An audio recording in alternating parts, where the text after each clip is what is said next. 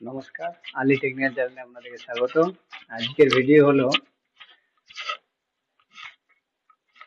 কোনো দলিল হারিয়ে গেলে কিংবা দলিলের অস্তিত্ব না থাকলে সে সেই ব্যক্তির নামে যদি কোনো দলিল থাকে সেই দলিলটা কিভাবে আমরা বার করব,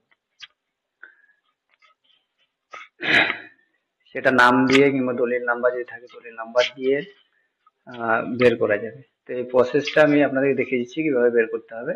তো এর জন্য প্রথমে আমরা গুগলে চলে যাব। গুগলে চলে যাওয়ার পরে ওখানে ই নথিকরণ বলে যে অপশনটা আছে, ই নথিকরণ ওয়েবসাইটে ক্লিক করব। ক্লিক করার পরে এরকম একটা ইন্টারফেস খুলে যাবে। তো এখানে ই সার্ভিস বলে যে অপশন আছে, এর অন্তর্গত যে অপশন গুলো আছে সেখানে আমরা সার্চিং অফ ডিড এই অপশনে ক্লিক করব। এই অপশনে ক্লিক করার পর দলিলটা আমরা সেলার কিংবা বায়ারের নাম অনুসারে কিংবা প্রপার্টি ডিটেলস অনুসারে কিংবা ডিড নম্বর বা কোয়ারি নম্বর অনুসারে দেখতে চাই, সেটা আমাদের এখানে সিলেক্ট করতে হবে। তো আমরা যেহেতু নাম অনুসারে দলিলটা সার্চ করতে চাই, সেজন্য এখানে প্রথমকার buy seller buyer party name এই অপশনে ক্লিক করব। তো এই অপশনে ক্লিক করার পর এরকম একটা ফর্ম খুলে যাবে, এটা আমাদেরকে ফিল করতে হবে। তো প্রথমে যে নামে দলিলটা আছে সেই নামটা দিতে হবে।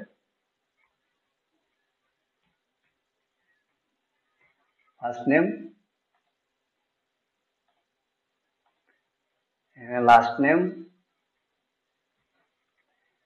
দিয়ে দলিল রেজিস্ট্রিটা যে সালে হয়েছে সেই সালটা দিতে হবে। আমার যেহেতু 2024 হয়ে গেছে, 2024 দিয়ে দিয়েছি।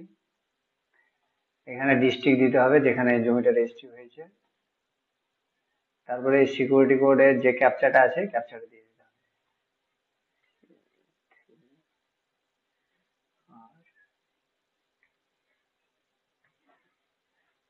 ডিসপ্লে অপশনে ক্লিক করতে হবে।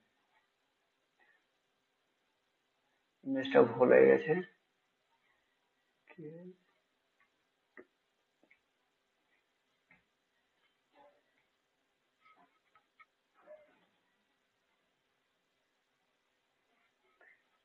তো এই নামে যতগুলো ওই ডিস্ট্রিক্টে দলিল আছে সব দেখাবে।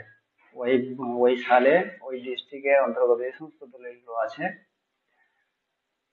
সব এখানে দেখাবে। তো আমাদের বেছে নিতে হবে কোনটা আমাদের, সেটা নাম বাবার নাম দিয়ে চেক করে দেখে নিতে হবে। এখানে যে প্রথমে আছে নাম, তারপরে নিচে সন অফ লেট বলে অপশনটা আছে, এখানে দেখে আমাদের দলিলটা চয়েস করতে হবে। আমাদের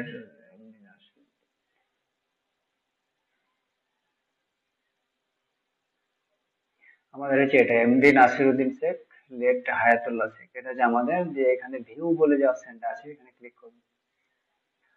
এখানে ক্লিক করার পর দলিলের যে ডিটেলস এখানে পুরো খুলে যাবে। দেখুন এখানে দেখাচ্ছে দলিলটা কোথায় রেজিস্ট্রি হয়েছে, এটা বেলডাঙাতে রেজিস্ট্রি হয়েছে রেজিস্ট্রি অফিসে। তারপরে type of property type and transaction এখানে দেখাচ্ছে, যে ওটা গিফট হয়েছে কিংবা সেল হয়েছে না কি হয়েছে সেটা দেখাচ্ছে। তার প্লট নম্বর খতিয়ান নম্বর দুটো এখানে দেখাচ্ছে। তা জমির পরিমাণটা দেখাবে। তারপর এখানে দলিল নম্বর ভলিউম কবে রেজিস্ট্রি হয়েছে সেটা দেখাবে, কোয়ারি নম্বর সিরিয়াল নম্বর এগুলো দেখাবে। দিয়ে আমরা এই যে দলিল নম্বর অথবা কোয়ারি নম্বর দিয়ে একটা নকল দলিল বের করতে পারবো। এই কোয়ারি নম্বর কিংবা দলিল নম্বরটা নিয়ে আমরা সাব রেজিস্ট্রি অফিসে চলে যাব।